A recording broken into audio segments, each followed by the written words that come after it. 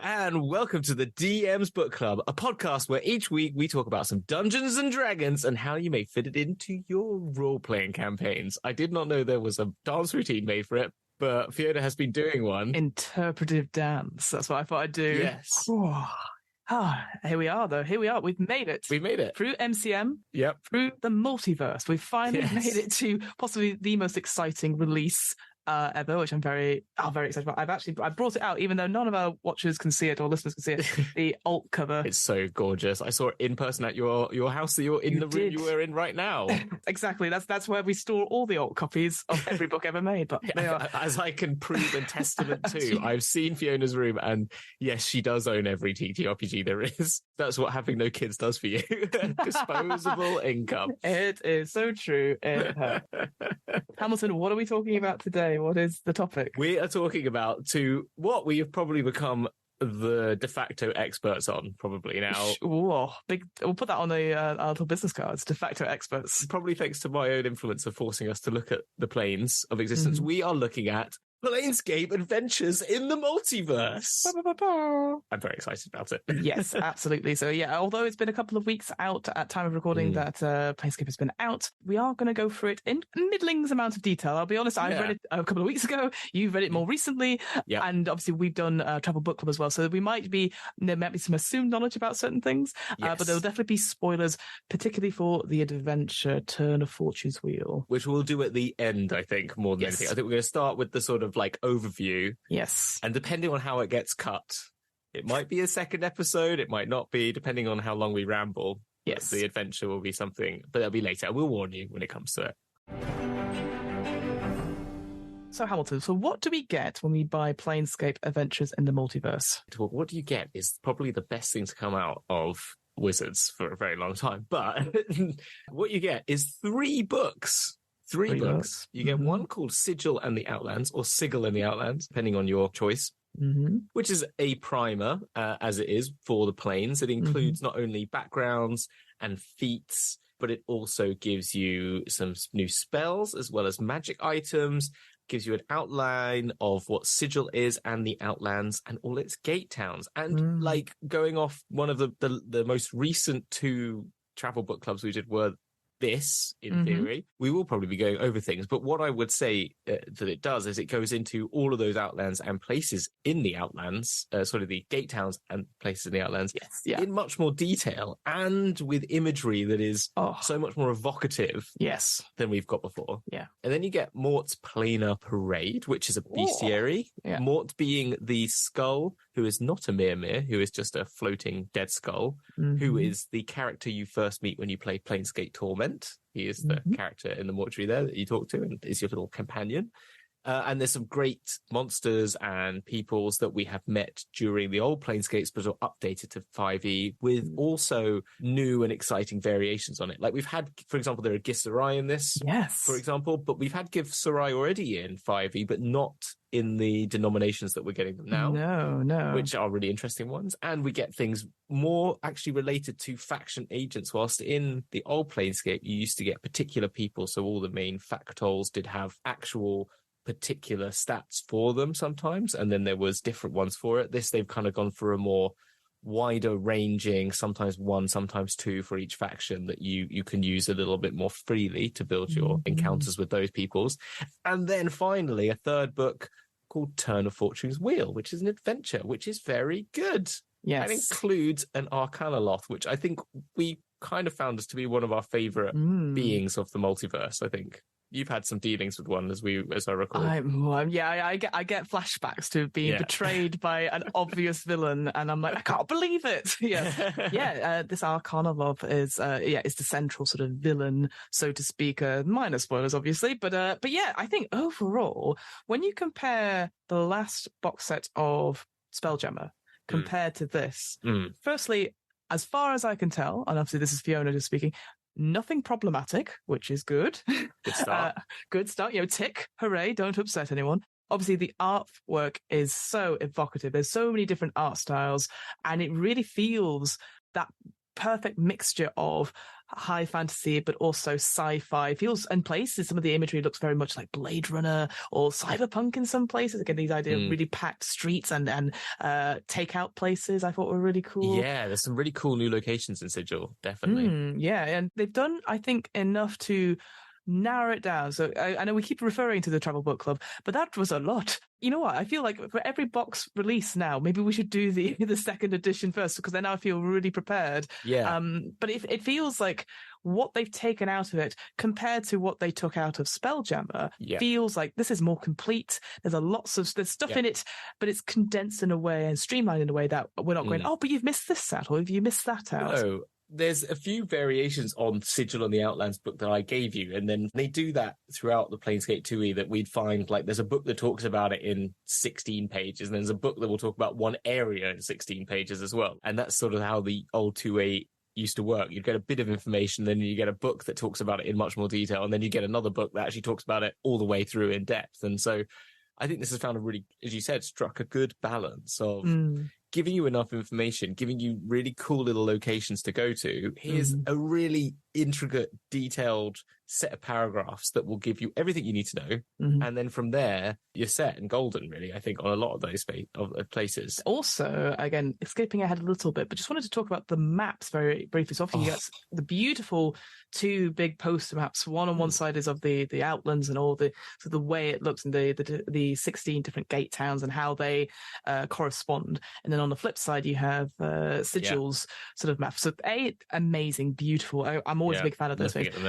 But then the maps in the adventure of Turn of the Fortune's Wheel, what I love about it, again, they're very straightforward, it's very evocative, very beautiful. I think that's Dyson Logos again. No, it's Belando, isn't it? It's the Belando, I'm so sorry. Belando, yeah, which is really loving their work.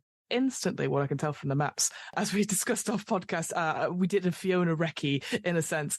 The dungeons or the places that have maps are very small, at most 8 rooms. They're not 20, 30 rooms of, you have to remember stuff. So I was just like, that is amazing, because I think it just, for me, feels like, okay, if you've got a section with a map, that is at least one session, perhaps 2, but you're not going to be stuck in a dungeon or a abandoned ruin for ages. So it feels like these encounters, they have been certainly in the adventure, feels very much like very succinct, very streamlined, urban in that sense. Absolutely, and it just be able to, you'll be able to move the story along. You're not going, there's another 20 rooms before you find the exit. You know that okay, there's a way to get out of it. And I just think the maps just portray it very beautifully. So instantly, I'm like, oh yeah, I can run this particular encounter, or oh yeah, this is easy. I can do this in the next session. Yeah. Going back to the old Planescape, what they've picked up on that and used in a different way is that the art style was, because it's such an evocative and different setting to, I was listening to Brennan's on the way home from work, because I hadn't listened to them yet. And, he put it very well of like, it is, everyone, when you read the DMG, can get ideas of Faerun and Greyhawk and all that stuff. But this is something very different, and it requires that artistic and Dieter Elitzi interpretation that gave everyone what Planescape was, really made it and explained it. But this, I think, takes it another level of explanation using the tools that we've got now with digital art, as well as just knowing the story and people experiencing Planescape much more and having different artists interpreting it, which is actually, part of me is like, oh dear Lord, it should all be Dieter Elitzi, because I'm a massive fan, and it's what to me brings Planescape. But you can go and find that. You can just get that on the internet. This, I think, is really interesting because you're seeing it. You've got Francesco Beirald doing the maps, those poster maps, who did the lovely ones for Dragonlance that we fell in love with as well. Then you've got, as we said, I've just forgotten the name I mentioned a minute ago, who did the inner maps, which the location maps, which again, in them you have a space, you may have a larger zoomed in map, you have a bit of an overall map, and then you might have a section or a 3-dimensional view of the space to go along with it. So you get so much more visual expression of all of these really complicated and complex experiences that aren't your traditional fantasy realm. Because in the fantasy realm, we go, oh, this is a castle map. We don't need a picture of a castle, because we all kind of have our own interpretation of what a castle might be. But when you go, well, this is a weird mortuary that's like got bubble architecture and spins around in a labyrinthian way and hovers over mass, furnaces. well, that's going to be quite a thing to take on for some people in their brain. So having the way that those spaces and places are mapped out in this book is, I think, so great. And when we come to the Outland gate towns, I was like, the Gehenna one, I was like, oh, that's so much cooler than the little crappy little map I got. Little one you saw, yeah. In the old one. This one is like, there's huge towers on volcanoes. Oh my gosh. And it's like, it's a huge city. And I'm like, wow, I love Gehenna already, but the gate town is now even more exciting than I already thought it was and stuff like that. So yeah, I completely agree. Just to say, because I quickly had a quick look, the cartographers are Marco Bernardini, Jared Blando, and Mike Schlelly. Yeah. Obviously, all the credits are there. There's so many interior illustrators. And I feel sort of a bit more reassured that this feels, again, touch wood, because I'm very bad at spotting AI art. This feels like a lot of love has gone into the art. Yeah. Before we started, they put up a big 2024 update from the D&D creators themselves, and they're saying like next lot of cool rule books and stuff like that. They've developed it so that every subclass has art and every class has art of representative of the thing. So you're not just getting one or two, you're going to have everything. And they said that was a big conscious decision, and we're going to get artists for it. There is so much art in this book as well. Oh, I know. There's just so much more. Every single thing has been given something. It's so much art love.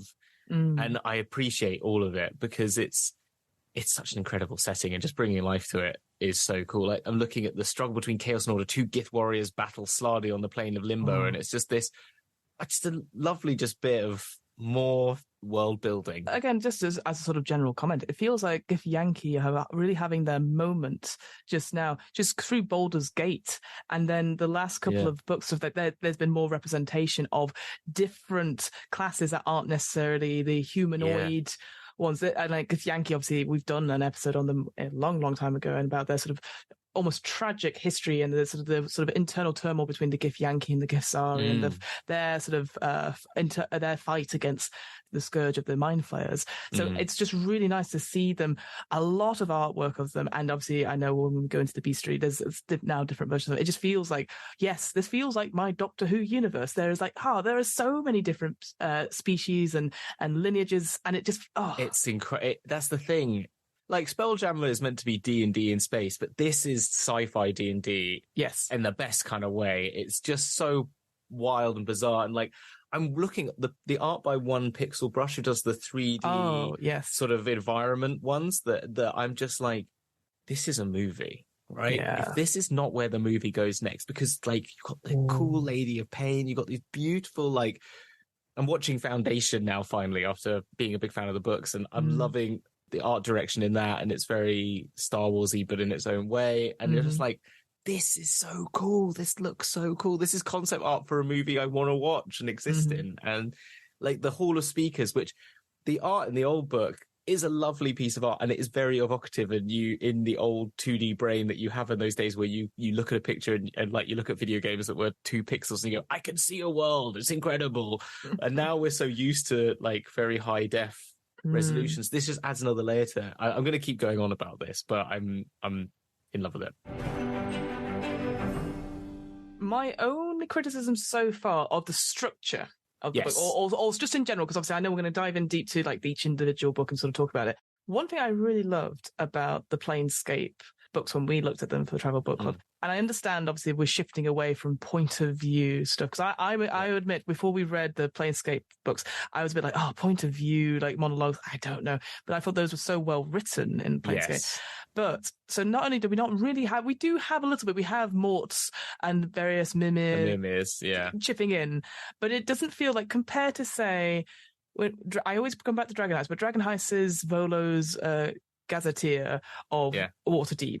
I kind of wish there was something similar, because you've got all this information, which is great, but I think even then, as a primer for players who've just arrived, having a Mimir like speak up, because we know, we've listened to that audio as well. That was such a really cool. Or the intro from 2E to Sigil, just being a tout explaining to you in the canon. And there's no can. It mentions it very briefly. It mentions it, and it uses a couple of them, but it doesn't have Burke. There's no list of like a glossary or a terminology list. And it's interesting because I know in certain actual play shows, so I've been watching Dimension 20's Metropolis, which is supposed to be like a film noir version of Kids on Bikes. There's a hack on that. But then they printed out like language, like guides and like things that you would use in the 1920s as slang. And so that the actors could look and go, oh, you know, they could actually, I mean, I can't think of any examples now, obviously. Hip, hip. That's more British than like American film noir, but you get my drift. Like they'd be able to say things in like felt like very immersive, and they actually showed it afterwards in one of their things, going, oh, look how cool the production team actually made us this. And so I think I do, along with no pronunciation guide again, I kind of wish they'd had a page or two of like, here's some handouts of terminology that your players can use. It would be just nice as a page just on the cant saying like, you don't have to use it, but hey, this is, they've already got one, copy paste from 2E. They've already got one that has the list of terms. And it'd be like, if you want to get really immersive in the Planescape, there was a cant that they used in the old days, and it's really fun if you want to learn it, but you don't have to use it. And we're not going to pepper it everywhere. Yeah. I really like it. And it gave the whole thing about Planescape and why I think it's so attractive to a lot of people is it is so different. It has all that different style, but also it changed the way that it talked, like the whole very first person. And as I said, we never did the phases of Sigil, but as I said in that, explains different characters who live in Sigil, and each one is a wanted poster for them. One of them, someone interviewing someone who is them, and then the other one is someone talking about them to someone else, and or one of them is the mirror of them talking about them. So it's like the way that it delivered information was unique and different, and that's something I feel is very particular to this Planescape. And I agree, it's a shame it's not there. Especially because mirrors and the use of them is quite vital to the adventure. Like it's quite an important part that you go to these places to regain data, and how you transcribe and sort of how accurate that is, the sort of gathering of data without your opinion on it, affects the ending of the adventure. Multiple endings for an adventure. So cool. Don't get me wrong. We have little boxes of stuff happening throughout, which I absolutely love, but it just feels like you need to nail that home. That because I feel like if you were just a DM, you're like, it's not important. You don't. Yeah. So I don't know. It's just one of those things. I thought this is such an important aspect of the adventure. You need to put it fucking everywhere. Yeah. No, I totally agree. It's a missed opportunity. We can talk a bit more about that when we come to that bit. I know I've already said it, but I'm going to say it again. Pronunciation guides, guys. You know what? I realized that the only book that has had it in recently is the Radiant Citadel. For every single adventure, they have a list at the beginning. And since then, there's been none that I've seen. And I kind of feel like that is such a missed things, because like this is coming from someone who, English is my first language, but I am terrible at pronunciations. I garble them up all the time, and it would just be such a help. And we've spoken about it before, like on D&D Beyond, there's we've got Matt Mercer voicing like pronunciations of some of them, but not all of them, and I get that, but you just need a box. It's a box. It's a page. It's literally it's a day's work of someone. Even just Sigil, or Sigil, which they actually put in the old Planescape. They explain how it's in the tout explaining it. Go, it's Sigil, not Sigil. Even though I will always say Sigil because that's the way it is. They had a video on it as well in the D&D thing, and they said like ultimately, whatever. But I mean, if you want to get it right, it's this. So exactly. Let's talk about that first book then. Let's get Sigil and the Outlands. Yeah. So, as you sort of rightly said, we have a really nice introduction, the infinite doors to adventure. Ooh. And I think that this has a really nice primer to it, this idea of like three truths and the center of the universe, the unity of rings and rules of three. And we've talked about this before all the time. There's always three things. And it's just a habit of the D&D multiverse. Even though there's 16 gate towns, which doesn't divide by 3, but we'll get over that. Well, we'll get over it. Don't think about it too hard. Then you have some character options, which, again, we won't go into too much detail about, but they are related to Planescape, and we probably have covered them in a little bit of UA previously, which is good. Yeah. There's only 3 chapters in this one. You had the Sigil chapter, which goes into lots of detail about like what life is like in Sigil, who the Lady of Pain is, the different factions. The factions get a really good look in. They really do. I genuinely didn't think they were going to get as big a looking as they have, but actually, it's actually really nice. It's almost, I think it is on the same level that Ravnica had with their guilds. It's close without the faction sort of like bonuses and build-ups and character options particular to each of them.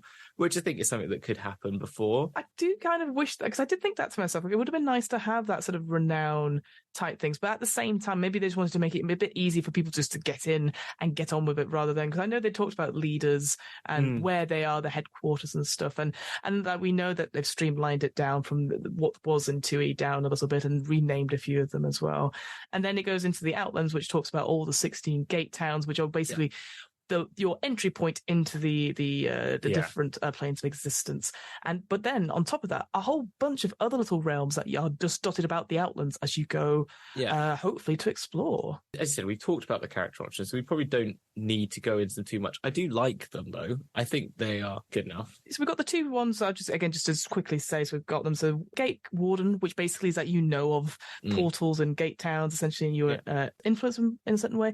Then Planar Philosopher is more connected to, if you want to be a faction member, which I think is good, and it gives you a little bit of something towards them without missing the things that we talked about as having the actual faction elements. Yeah, so it totally makes sense that you are connected to those factions. Again, it's really easy to just create a character in Planescape, which I love. Then you got lots of feats. I really like those as well, and I think they're a really good way of giving you just a little bit more ability score increase, but giving you Agent of Order, that sort of Stasis Strike, the Grasp of Avarice for Baleful Scion, which is the evil plane, or Cohort of Chaos, which I like. Chaotic Flare is really fun. I think they're all really thematic and have a lot of fun. I think the only thing is that I remember doing UA on this, but like Ardlings and the I can't remember their names, but the sort of good aligned creatures that have animal heads who do appear in these adventures, like I think they're called Gardenelles. I think that's what they're called. They were tested as playable character options, and then they're not here in this book. Let's face it, we know we've got Mortal Cannons presents the multiverse. We know we can play any of these characters. You can make your own, but it just kind of feels like, oh well, you did play test, and were they just people just were like, nah, we want to play other things. Maybe just no one was interested about it. Maybe I don't know, but it is interesting that it wasn't. And I just like more options, really. I'm with you on that. I think just chuck more in. I think the more you make, I think it's going to affect anything if you put them in and people didn't use them. I don't think it's but as I said, I don't know. It would be interesting to know them to actually. They never really do say, well, this was the feedback and this is why we changed it. A lot of the time, they're not very. They sometimes say, oh, we have changed this because we got feedback. But then if something disappears, they don't normally go, well, loads of people said they hated it or something like that. It's interesting. Again, just from off the back of that 2024 update that they have, they say when they get the UA feedback, basically anything that gets 70% approval rating stays in, and anything that gets below that is taken out. But that's the first time I've heard them say it directly. I don't think it's actually been on in the UA, please give feedback, because if you don't give feedback and it is not like a. I just want to give more feedback now. Well, exactly, yeah. And it's interesting to read the comments of that, because people are like, but you've not covered these particular things. Are they coming up in UAs? Because we need to, if it's the approval rating is really important. So it just, again, going back to the book, there's, 2 new spells, which are very, Planescape. So Gate Seal, Warp Sense, which is finding these portals, like sealing gates, opening gates, etc. The magical items, again, only 3. But that's fine. Again, I think I had a complaint about Planescape, and I was like, there's not much in terms of stuff, but actually, for Planescape, you got your Mimir, a portal compass, which always feels like the compass of the Black Pearl. Where's your heart's desire? And it's like, it's a 5, guys. And then a sensory stone as well. And the artwork for these guys are really, really cool. There's a really cool Mimir one. I love the Mimir ones. Yeah, they're really good. Yeah, and the sensory stone, this idea of captioning an essence of a single experience, so you can store it essentially, and that other people can rent it out and experience it. I just thought, really cool. That's something I've been playing with a little bit with my Curse of Strahd campaign, because I like that concept of what would you willing to give up to aid you to an experience that you love. And we can bottle that. It's like that side hustle, like everything is content, all that sort of thing. It's like, a part of you can give you something in return, So I just thought that was a really interesting. I was like, I've been playing with that in my own game, but it's a bit more brutal in my game, because they're actually gone rather just a copy of your experience. Copy of it, I've taken them out, as that person said. So it's lovely. Classic evil Fiona at work again. Evil Fiona. Hey, I think ambitious. It pays the bills. Ambitious Fiona. That's what we call. Ambitious Fiona. And entrepreneurial. That's all I am. Yeah. That's it. Oh, people are just jealous. And then you get Sigil and the City of Doors, which, as we said, it goes into the City of Doors in a really good, concise, but surprisingly in depth as well. At the same way, it's a hard. They struck the balance well. I feel personally, it tells you that Sigil is a cross of the multiverse, a city at the center of the Great Wheel, connected to every plane of existence and the infinite worlds among them. City of Doors brims with commerce, travel, schemes, and adventure. Sigil is commonly referred to as the cage because the only way in and out of the city is through one of its countless portals, pathways, controlled by the enigmatic Lady of Pain. And there's some cool artwork. And that piece of artwork, the Dabu's artwork, is my fan background. It is so gorgeous. Here's the thing. So I don't think I don't remember the Dabu's like properly from TV. I remember us talking about them being like her. They look like the Grinch, but they look so like, I don't, what's the word? Like they don't look cartoonish. I feel like in the second one they looked very cartoonish, and I was like, are these the police force of Sigil? They're like silent, and they just hover around, and they disappear to another realm of existence within Sigil, and no one knows where they come from. Are they born from the Lady of Pain or from Sigil? And they will sort of like keep it tidy and keep it organized, but they're not the police force. They will just they're sort of they are the voices of the lady. Yes, yeah, they're sort of like a town crier crossed with a groundskeeper as they sort of sort out the razor vine going on. They're sort of like a street cop, I guess, like a street cop. Yeah. You know what I mean? As in someone who walks the street, but they're not a cop in the sense of like they're not extolling justice. Like they're a community just sort of police officer. That's exactly what they are. Wow. Yeah. Give them a high vis and a little bit of a higher sense of ego, and then then you got them there. We talked about them in the Travel Book Club, but they don't speak in common, or they don't speak out loud, but they speak in rebuses. Rebuses, that's the word I was looking for. I was like, it's not wingdings. That's what. But that's what you use to make them. I love that idea. That's so cool. I made one from my characters. Did you? Yeah. I don't know if I've still got it, but I made one because I made Dragon Heist into Planescape a bit. I made the Growlands, like second in command was a Dabu and was this weird creature to them, like a creature from another realm, and they were like that made them special, and that's why they kind of investigated, and they spoke to them with a rebus. So I wrote a whole rebus out. Wow. Yeah, it took a while. Yeah. There is a rebus maker online, but it's not very good. Well, I was going to say, because that in my head I was like, I'd have some common phrases sorted and then just have them printed out ready to just hand them over. But you're right, if they ask you any question, I could just be like, shrug.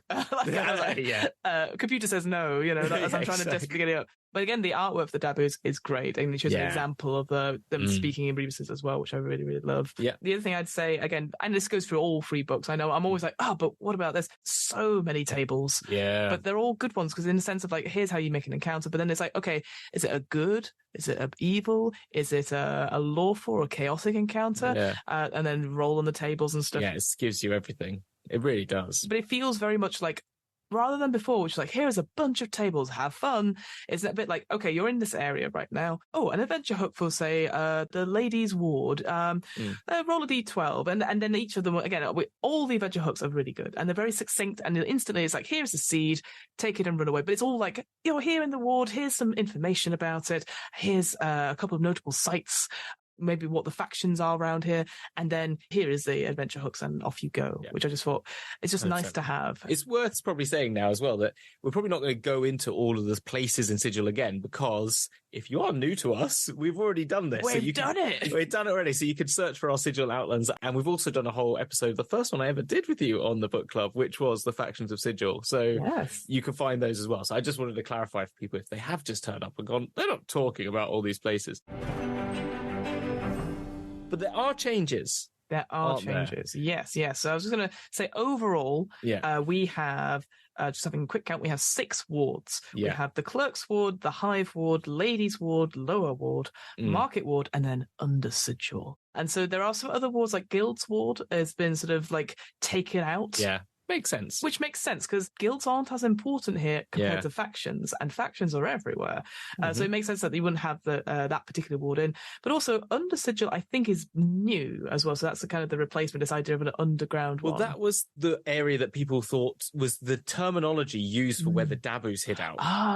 What was called Under Sigil, was this place that they used to say, oh, is it called Under Sigil? It's called another place. And I don't know if I couldn't see anything that mentioned that in this, but they sort of expanded it into what is quite, because they say that in the old book, you say, is Sigil has infinitely grown on top of each other. So is it infinitely deep? Because reality isn't what it is. So the idea is that Under Sigil is like old Sigil that's been just built on top of. And that's just where it used to be said the Dabus live. But now it's using it more like what used to be the hive ward, but there was like an underhive. Yes. But that's a very necromancer term, but that's the thing. And I think they've just turned it into Under Sigil as a new way of working it. I think. But yeah, it's very cool because that's where the Revolutionary League lived and stuff like that. Yeah. And then on top of that, so you had these 6 sort of wards, and then you have these 12 ascendant factions. A lot of them are the same from the previous one. Again, some of them are renamed, some of them are missing. Merged. And what's interesting is that it says, like, if you're wondering, oh, there's a particular faction that's missing, well, and it talks about the decline of certain factions. And here's some three upcoming ones that are trying to find themselves. And how to make one. Yeah. And how to make one, which is always good. I think, because that was the thing in Spelljammer. I know I keep harping back to Spelljammer. It didn't tell you how to make your own Spelljammer or planet. Or city, which was a big thing in the old Spelljammer about how to do it, But I'm going to get their names wrong now, but I think whichever the minor faction is, which is all about baking, I think. Coterie of Cakes, aka the Cakers. The Cakers, yes. So also they feature in the adventure as well. They do. And they're fun. Yeah, they're a very Fiona faction. Oh, yeah. I was like, a bit freaky. There's a great little image of the cake folks in the adventure as well. But yeah, with the 12 factions, obviously it notes down sort of like who their leaders are, the sites in Sigil, which are their headquarters, the various planes that they're associated with, common members, common nicknames, and their roles, essentially what they do. But it's all very streamlined and condensed. I think before we had like, it would be like, here is a page on them. Here we have like a couple of paragraphs, and it's just nice to have in the same structure. And the same with the wards as well. It talks about like, ward encounters, what factions are stationed here, interesting locations, and then mega structures. And that goes back to the maps idea. So it's like, here's the laboratory, and here is a map for it. Here is the I can't remember the name, but the big stadium that they have, a random huge stadium of like for athleticism, and then there's like, here's a map for it. But there's not necessarily an adventure hook. There is some stuff that's related to it, but it's not like you must go here. And I just thought, again, just another like resource where you can go, I could take this and I don't have to use it in Planescape, but I could put it somewhere else. I could put it on Strixhaven. Just any of these other places that have interesting artwork and structure. And what's great about those maps as well, because you'll have like the top-down sort of look of the map, but also in one of the corners, like, and here's what it looks like from the side. And you're like, it's got so many planes. It looks beautiful. No, it's really cool. There was one thing in the factions that I did pick up, which is something I haven't heard, is the Doomguard's aligned plane is the elemental chaos. I have not heard of that before. And I think this is part of the thing when I said we were going to go into the inner planes, and there's the element, there used to be the negative energy plane and the positive energy plane. And I think that all changed. And I think that's probably what I don't know what the elemental chaos is. Have you heard of that before? No. Well, it sounds like, again, put it on the list. We need to go back to the elemental planes and the inner planes. And yeah, it's interesting. I think with the factions as well, like, again, it's this, you saw as well, I think I linked you to on D&D Beyond, there was some cracking, like, recruitment posters for them. And also, can I just say, again, artwork for all of them is beautiful because they look so fucking cool. 100%. Before, I'm just like, there's just all these men arguing in a pub. That's how I imagined all these factions. And now I'm like, but they've got really cool armor. And, I'll be part of the Mercy Killers. Yeah. The Factions of Sigil book that was out is actually really good. And I think if you did want to get more in depth to it, I recommend either that or the Factols Manifesto is the other book, which looked really cool because it looked like a big, like, red leather book thing that used to have all the sort of like plans of all the places and stuff like that. And I do recommend if you want to go into depth and you want to start getting those things like faction abilities and stuff, you can find that in there. But yeah, I agree. This book gives you the place you're like, that gymnasium is now what used to be to me like, a slightly big building is now like, that's fucking huge. Like, it's like, whoa, J.J. Abrams.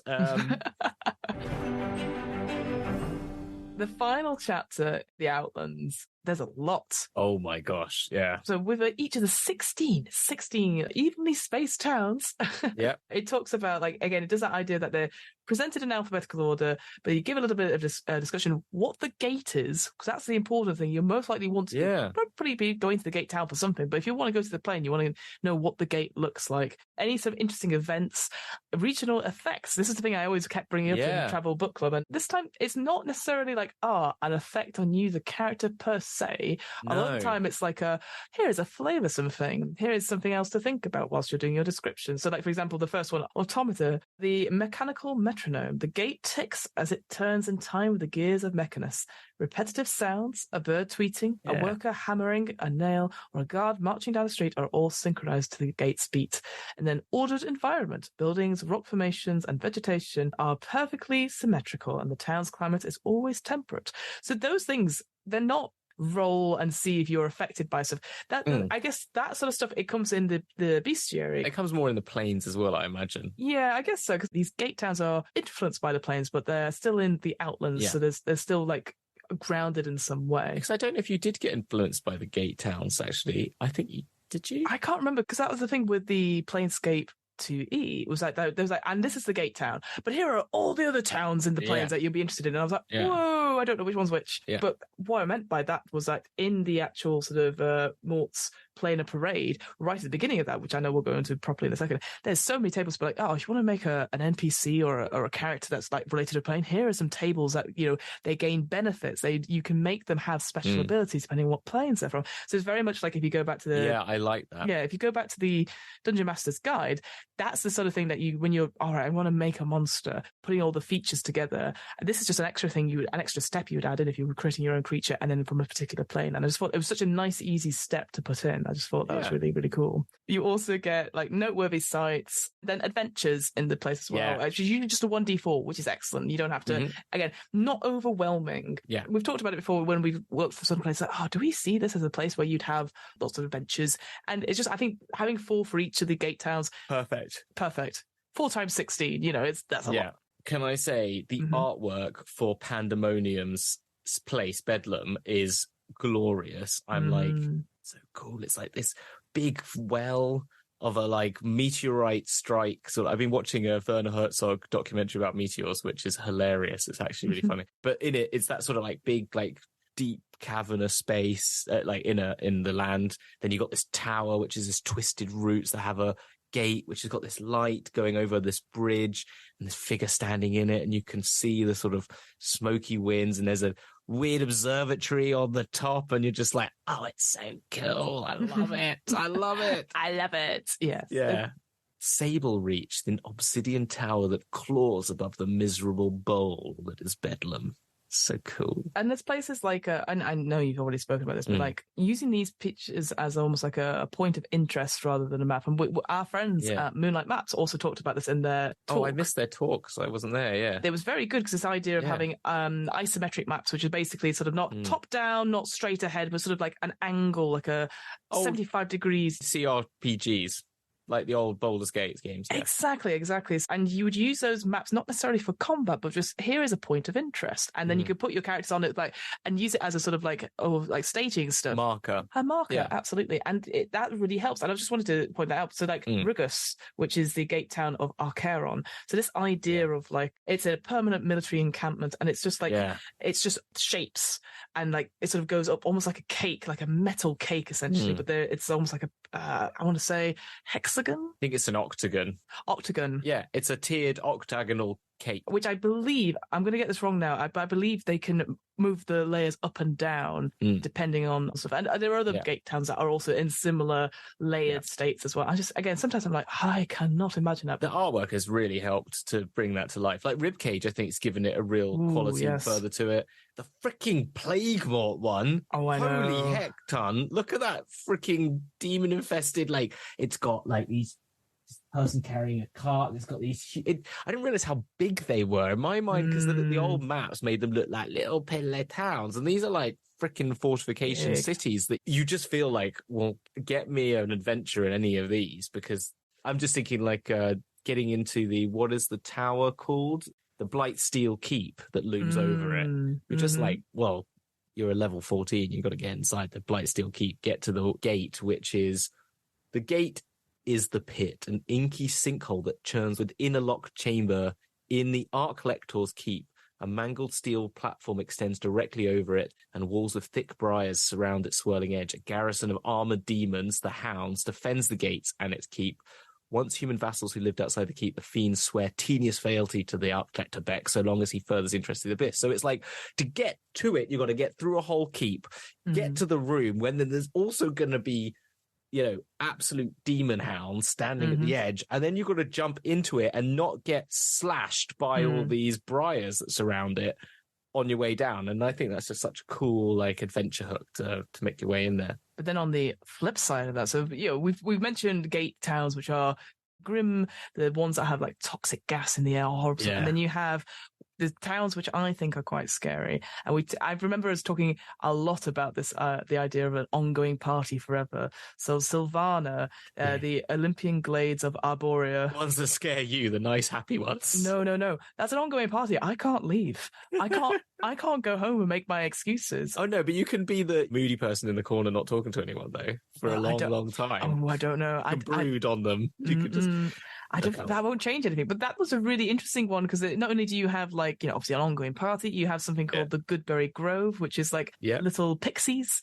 So little pixie kingdom. Again, they feature in the adventure as well. Yeah. Widow's Henge, this idea of a secluded arrangement of 8 ancient menhirs. Is that how you pronounce it? Menhirs? I assume they were stones, but I don't think they are. I'm gonna have to look that up properly. But this idea that they're worn by they are standing stones, sorry. But then one of them fell over. But there is now sumptuous feasts that are appearing on that particular stone. But anyone that goes near that place vanishes. And I'm like, no, don't. That's no. Danger. Yeah. Do not eat strange feasts from the standing stones, No. So Arborea is Proto's Feywild, so it's don't get involved. Just don't. It looks nice, but it's very, you're right, it is dangerous. As I said earlier, I love Torch. I think that looks, those volcanic spires, now, it's huge. And it's have you ever seen that cycling movie, the cartoon one? It's a French animated, The Triplets of Belleville. No, I've not heard of that one. It has a Carcassonne city in it. Oh, okay. Which is on a hill, but it's really over the top. But it just reminds me of that. This sort of very tall spired but French architecture in a really weird sort of way. It's French New York built on a mountain in a Carcassonne sort of way. I was going to say Mordor was more my reference, but yes. Yeah, okay, yeah. But that's kind of what Torch is like. It's Dark Gondor, whatever the city in Gondor is, Minas Tirith or whatever it is. Minas Tirith, yes, absolutely.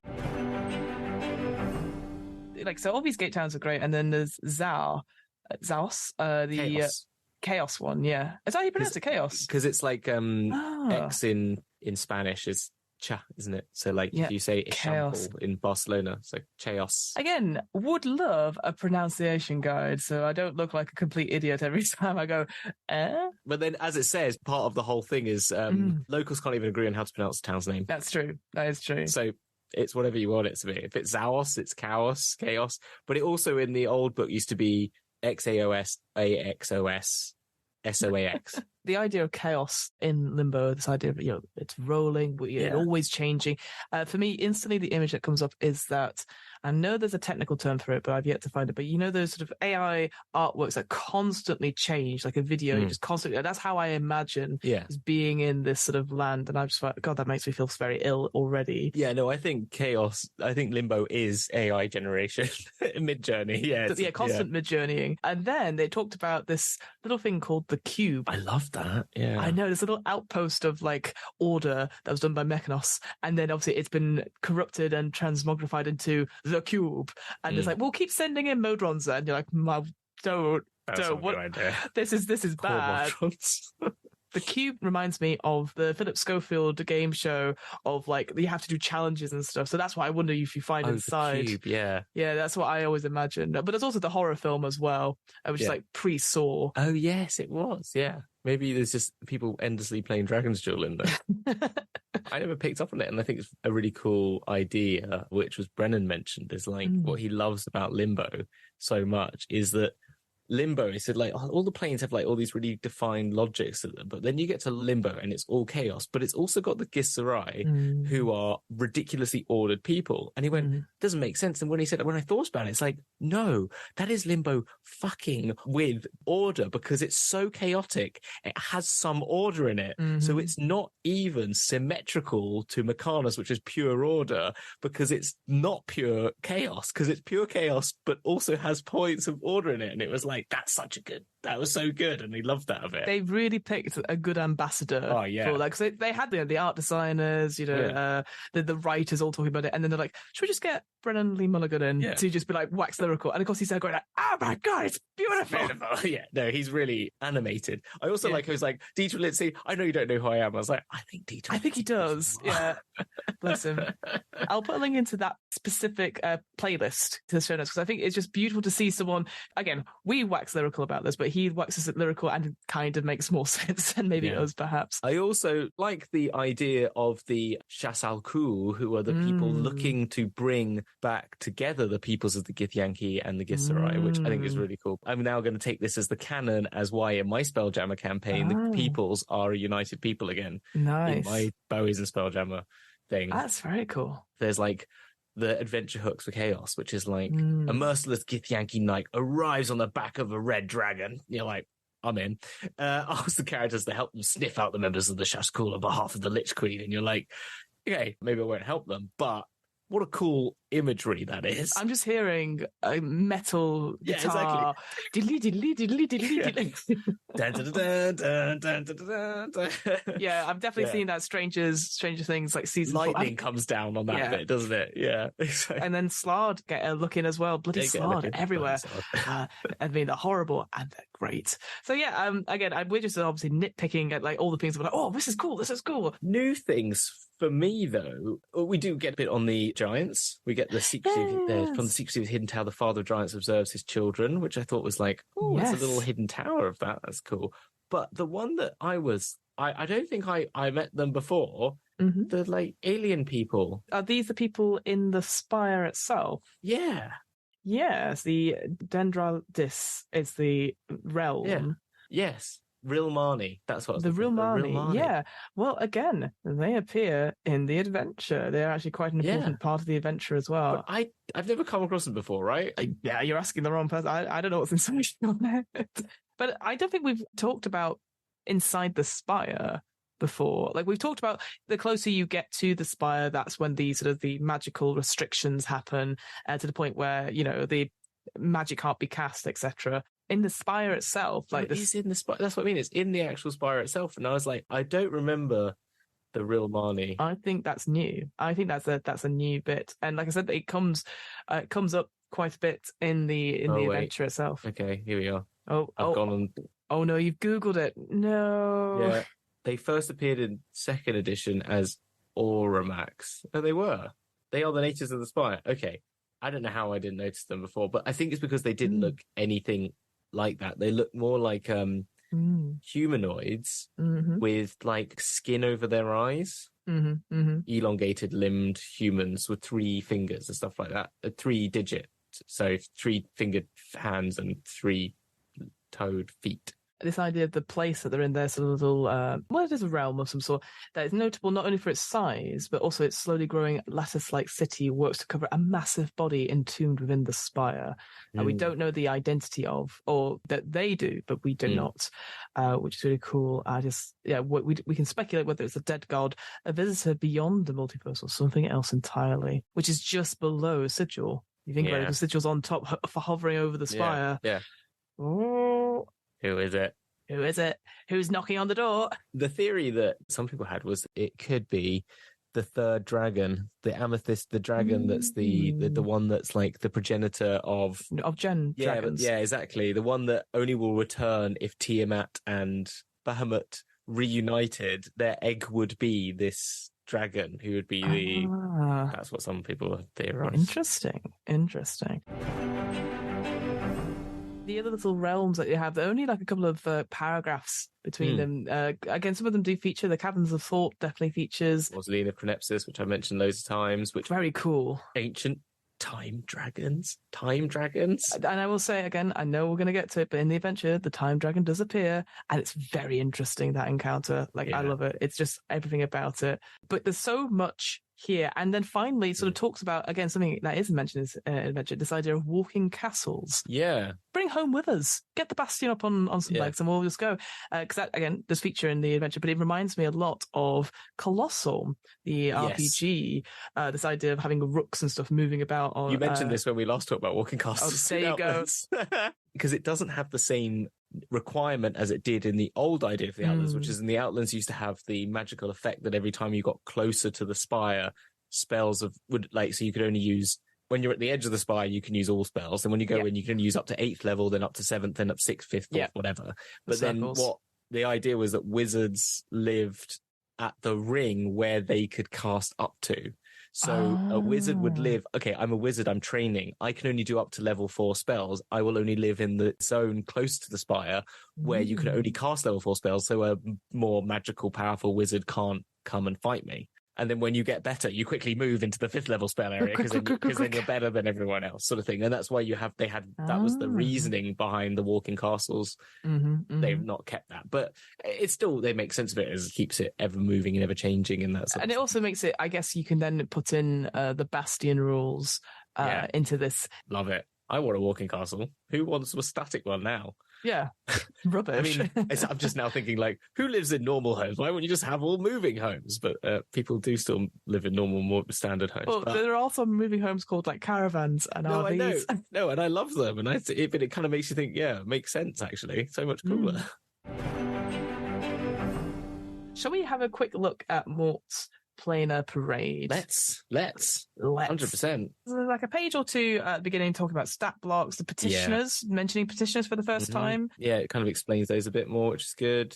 Gives you a challenge rating layout, which I thought was an interesting way, which is good when you're online, when you can use them as clickable links. Not so good in a book, but in this it's like, I need something that's like a level 14. Oh, great. Instead of it being ordered by alphabet, here it is ordered by challenge rating, which is quite good. And then the planar influences, that's what I was talking about earlier, this idea of like, if you pick, say, for example, Arcadia, creatures influenced by Arcadia gain perfectly symmetrical features and appear internally youthful and or vigorous. A creature influenced by Arcadia also gains one or more of the following traits of your choice. So you could give them up to 3 or 1, it doesn't matter. One or more of those choices, and I love all of them. I like the Bitopia one. Sounds of work. Whenever the creature casts a spell and makes a spell attack, the faint sounds of hammering and sawing can be heard nearby.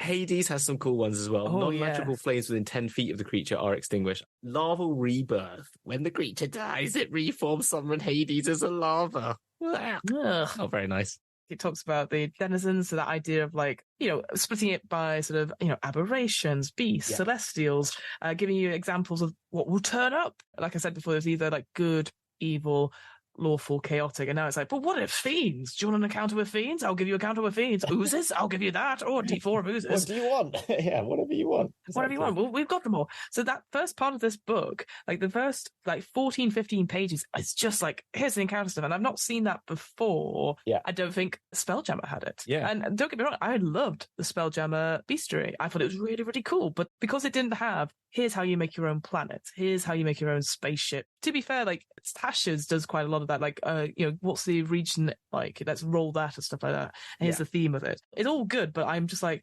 this feels like already is set up to be like, okay, so what choices could I make at the beginning to make it easier, rather than what I tend to do, which I scroll through and go, oh, I like that image. Oh, I like this image. And that's the thing I want to say about the bestiary. At the top, every single one, I believe, of the monsters featured in this, also the creatures featured in this, has an image associated with it, which is great. I love having images to be able to look to and be like, oh, I can point that out. Like, and also, I'm going to say it straight away. There's loads of Modrons. There's so many more than we've had before. Well, apart from obviously there was one book which had all of them, isn't it? But it really was. Compared to, again, what's mentioned here, the most famous seems to be second edition Planescape Adventure, The Great Modron March, which had more details about all the different kinds of Modrons and stuff. Here is like, let's put some stat blocks in them because you're going to probably meet some of them because of the adventure. And I mean, I'll be honest, they still got the human lips. Which I know you love. Scary. And they just look so human. I'm just looking at an image on page 39, which has got the hexton modron, a septon modron, 2 octon modrons that oversee the smooth functioning of devices on the plane of Mechanus, and they are terrifying. That's a battle right there. They've got their really cool lips, and the feet on the Decaton one. I know. I think they've been like given a little bit more mechanicalness than they did before, which I quite like. The Nonison has a sort of like bellows tummy, you know, which I quite like and stuff. Yeah, really cool. I just finally found a picture of the Romaldi. These sort of like weird, sort of like you said, exactly. You said the alien type, almost armored ones. Yeah, the old ones. So good. I'll show you like. The 2E ones are completely. This is why I was probably confused. Because I do remember seeing this image before, and this is not anything like the new ones. They're just like a humanoid. Oh wow, yeah, they look. Oh yeah, no, I don't like those. And then in the 3rd edition is the ones I was saying look like the sort of more grey man. Aliens. No, I don't like those. Yeah, no, I like these updated ones. Thank you. And these new ones are like really cool alienoid AI robot people. Obviously, you got your time dragons. That is the coolest piece of artwork. That is a 70s rock band sort of poster for their sort of like tour, isn't it? You know, like it needs some really cool psychedelic writing on it for like Jimi Hendrix experience underneath it. Because I'm like, that is cool. They put all the sort of the creatures, like people that you probably encounter on the planes, as probably as counter together, and then they've got the faction agents at the back of the book, which I think is really good. So if you're like, I'm trying to find Bleak Cabal like people, and I'm not looking in the B section per se. I'm like, I'll go to the faction section first, and then so that they have that categorization. Each of the like faction agents have their own artwork, like looking at the Doomguard Rotblade, the Fated Shaker, the Fraternity of Order Lawbender. They all look so charismatic. I will say that the Fated Shaker has incredible sleeves for that image. And that one in the middle there. Yeah, they are cool. They are so cool. Great glasses. Yeah. Great pants. Yeah. Great coat game. I'm all for it. The Doomguard Doomlord looks the most like the old 2E art style, I'd say, of all of them. Yes. Because the rest of them do feel very, that Fated Shaker, those are serious. Beautiful. That's a serious look. And then, going through, you got the Heralds of Dust Remnant, the Harmonian Captains. Yeah, the Dust Remnants, cool. The Harmonian Peacemakers as well. Yeah. Mercy Killer Bloodhound, that is a cool pose. They are really cool. Each evocative, the imagery. And I just, even going back through, like, even the Gasari, there's 3 different ones of the Gasari that should look beautiful and obviously give a sort of personality as well. Lots of horrible demon-like ones, which are like, ooh, those are horrible. And then there's something called a Dark Weaver. And I was like, I wonder what that is. And then I opened the image and I was like, ooh, don't open that image. If you're not a fan of spiders, I would not open that image. Oh, yeah, that one's cool. And then the cranium rats get a look in as well. Yeah. The Squeakers was cool. I like that. That's a really good piece. They were very big, obviously, in Planescape, in the video games as well. And I will say that I know them from Acquisition Incorporated. Jerry Holkins, he loves a cranium rat. He will put them in anywhere. So then you have cranium rat squeakers. Yeah, they look terrifying. They're very much like cool. I remember like the Constantine video game and the film. They had like a horrible bug type man as well. But all of rats. It's like the Eater of Knowledge, by the way. I like that. That's disgusting and awesome. I like the Colliarat, which are created by Primus. They're sort of like attack modrons. Mm-hmm. They're very much like General Grievous because they've got 4 arms and super blades. Yeah, but they're also like meant to be like, oh, we're here. I like the terminology. It's like, oh yeah, they seek binding terms and forge ironclad agreements. I'm like, he's got 4 blades. He doesn't look like he's down to make agreements. He's down to lay down the law, like. And there's ones of guard gnolls. So that's the creatures I was talking about before. Yeah. And there's some great ones. There's like an equine one. There's the equine one is definitely BoJack Horseman. The Mustaval one's really cool. I know the cute mouse one. It makes me think of Mouse Guard. The bird one is what's his name in the D&D movie? Jethro, or whatever it is. Jonathan. Jonathan! Yes, absolutely. Or a bit more with its sort of Jonathan character. I know, it just reminded me of it when I saw it. So I love that. Again, bit. You can make as many Cardinals of different lineages as you like. But I was like, why can't I play a little mouse Cardinal? I know. Yeah, it's like Dragonbane. I'm a big fan of the Dragonbane Mallard. characters. Yes, the duck ones. Yeah, I'm a big fan of that. Big fan of those. Well, that's the planar parade. What a parade. What a parade. I mean, all you've probably heard from the last 50 minutes of us going, oh, how cool is this? And we've not gone over any stats at all. But that doesn't matter because, like, again, for us, I think it's ordered in such a really good way. They'll be like, here is stuff to put in your games. And then you can go for it rather going, oh, okay, it's all in alphabetical order. What's this? What's that? I think the time dragons is the only thing that's really new. I think maybe we could talk about their time breath, which is it works very similarly than other recharges fight on a 5 to 6. Each creature in that area must make a DC 24. This is for an ancient one. Constitution saving throw. And I always dump Constitution, so I'm screwed on that one. Yeah. And on a fail save, the creature takes 8d12 force damage and is magically weakened as it's desynchronized from the time stream. Whilst the creature is in the stake, attack rolls against it have advantage. It has the poison condition, and other creatures have resistance to all damage it deals. So it only deals half damage. On a successful save, it just takes half damage only. A weakened creature can repeat the saving throw at the end of each of its turn, ending the effect after it succeeds on 3 saves. So you've got to make 3 successful DC 24 Constitution saves. As someone who never has more than a +1, I need someone to give me inspiration, at least guidance. All the have weapons that just give you advantage. That is a world-ending fight. That's what I think I told you about this idea I had ages ago, which is basically just like epic level encounters. You just fight one of these creatures as best to your abilities in their lairs, and it's just like a play-by-play, like football type thing. Going, oh, a bad miss. Oh no, not the time breath. But that's not the worst thing it does, though, Fiona, because it does time gate, which is it conjures a 20-foot diameter circle portal in the space between its horns, or in an unoccupied space it can see within 30 feet. The portal links to a precise location on any plane of existence at a point in time up to 8,000 years from the present, whether past or future. The portal lasts for 24 hours or until the dragon's concentration ends, as if concentrating a spell, which it can just choose to do. The portal has a front and a back on each plane where it appears. Travel through the portal is possible only by moving through its front. Anything that does so is transported to a destination appearing in the unoccupied space nearest to the portal. Deities and other planar rulers can prevent portals created by the dragon forming, opening in the ruler's presence or anywhere within their domains. So the dragon can be like, I don't like you. 8,000 years into the past. Bye. The Weeping Angel, essentially, from Doctor Who. Is that what the Weeping Angel does? Yeah. Oh, of course, you're not a Doctor Who person. Yeah, it sends you into the past. So they touch you, they send you to the past, and they feed on the potential that you have because you've died by now. So the potential that you had in the future, that's what they feed on. So that's what they do. Oh, so they don't kill you. They send you to the past. Well, they do kill you, but the slow way round. Technically, you continue living, but you then live in the past, but they take the potential that you've lost. Oh, that's evil. That's weird. They're the ones that when you have to close you, if you don't look at them, they get closer to you. Is that the ones? Yeah. If you don't blink, that whole, shenanigans, yeah.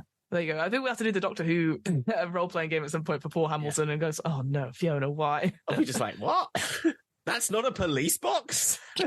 Oh, spoilers for all of Doctor Who. Well, there you go. So that is the first 2 books of our Planescape thing. I think we should end there and come back for the adventure. But so far, so good. So good.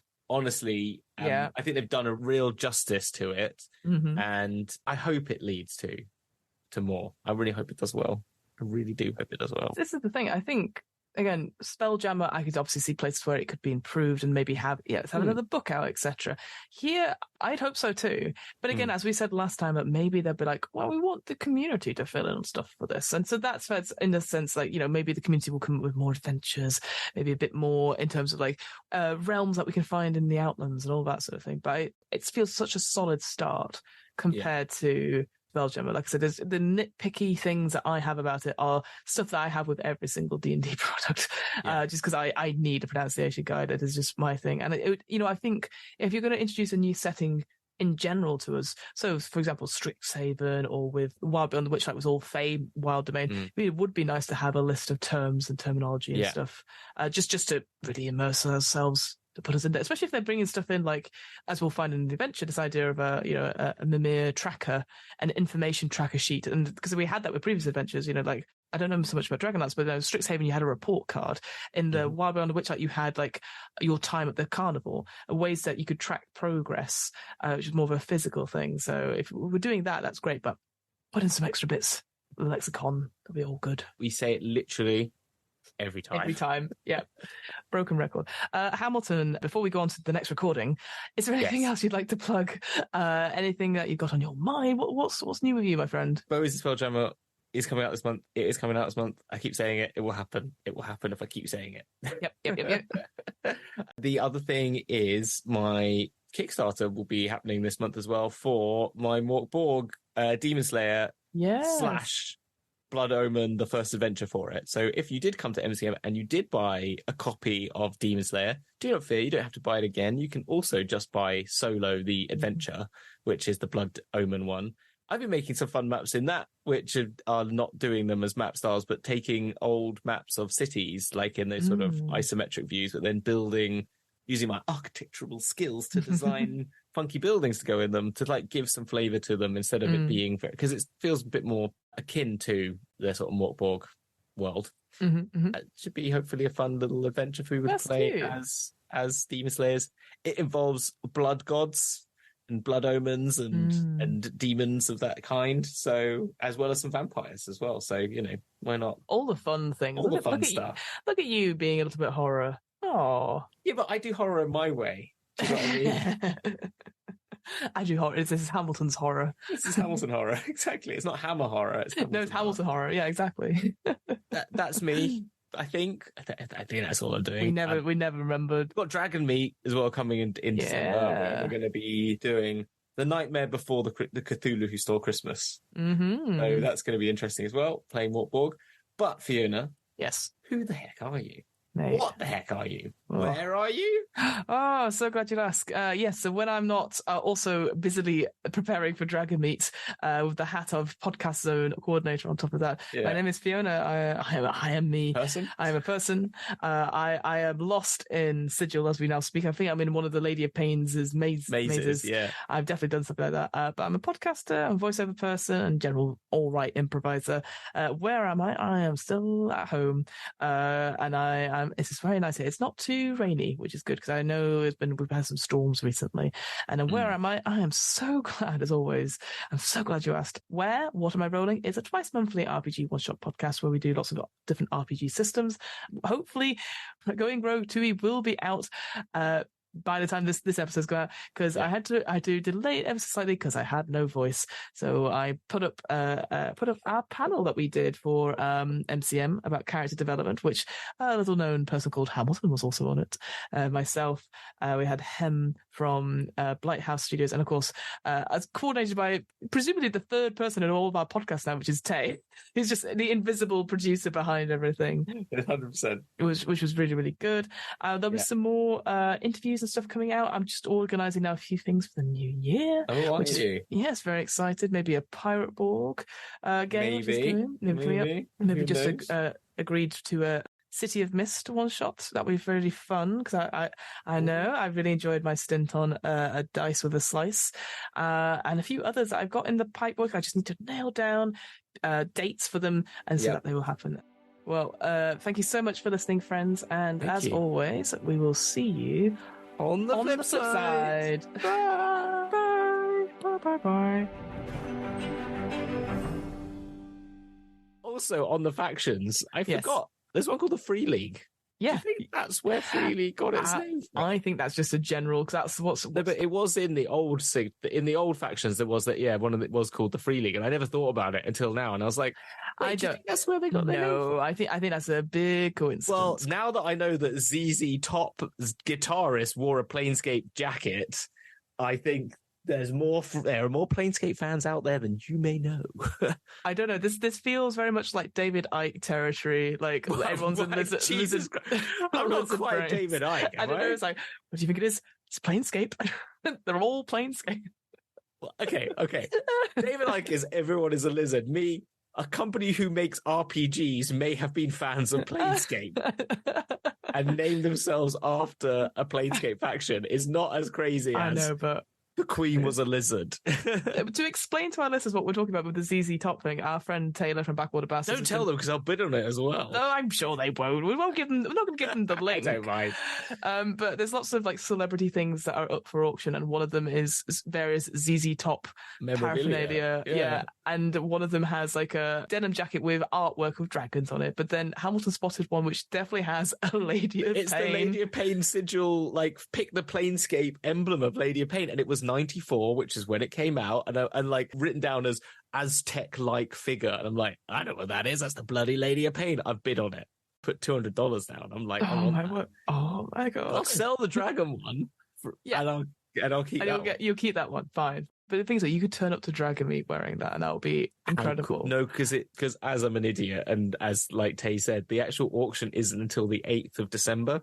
Oh no! So MCMA. Come to our stall then in May and see if Hamilton has taken off that jumper. If once I get that jacket, I'm wearing that denim jacket every day. I'm not going to lie, I did I went to the artist's website to see if it was him, and it said you could message him questions. So I asked him a question saying, I really like this jacket. I want to know how did you come up with this? Because I thought, why not? I want to find out. I was like, I don't know shall I see if he's replied to me? Yeah, absolutely. Yeah. What do you, yeah, how do you do these things? I go, oh no, I couldn't possibly, that I'm going to look like a weirdo by doing these things. And you're just like, hey mate. Yeah. Hey mate, I'm a weirdo. Is this Lady of Pain?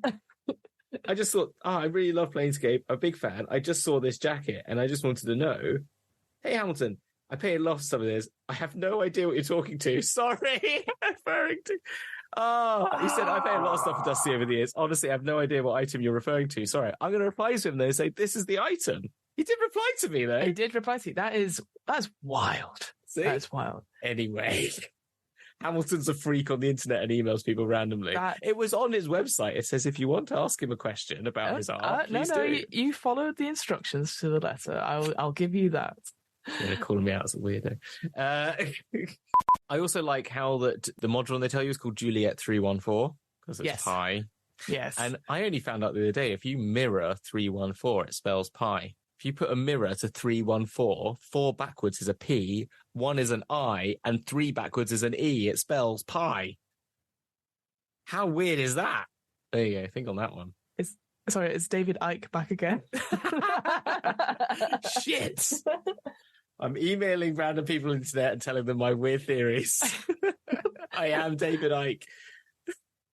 And that just reminded me of that Costa coffee machine I was showing you when we were in the Tesco. Well, do you want to explain that? Because that completely blew my mind when you were doing that. So if you ever go to one of those machines that gives you Costa coffee, so like in a Tesco or in a garage where they have like a Costa machine, so it has a little speaker. So when you put the coffee down and you press the button and it makes a sound like a coffee machine's going off, it's actually playing that out of a speaker. But if you listen carefully, it also plays the sounds of like, the mumbling and like ting, ting, ting, ting, and sounds of like tinkling cups and stuff like that. Because it's recorded the sound of someone brewing a coffee in a Costa coffee machine. It's a 4D experience. It's wild because I tend not to get coffee from those machines. I'm not the fan. So then when you put it, I'm like, no, I don't like it. There's a whole Costa coffee in this Tesco Express. Exactly. Yeah, where does that come from? I only use them because it's mainly because I drive a bit, and it's like when you go on a long journey, and they're the sort of things you're like, oh fuck it, I'll just get one. They're also it makes sense that you get one from Tesco rather than waiting in line at Costa and then having to get out. In the US, obviously, there's loads of drive-throughs, so that's very easy to get. There are now drive-through ones on the motorway. Oh, is there? Oh, yeah, there's drive-through Starbucks, drive-through Costas now. It's all over the shop. It's a changing world, Fiona. It's a changing world. Well, back to the multiverse.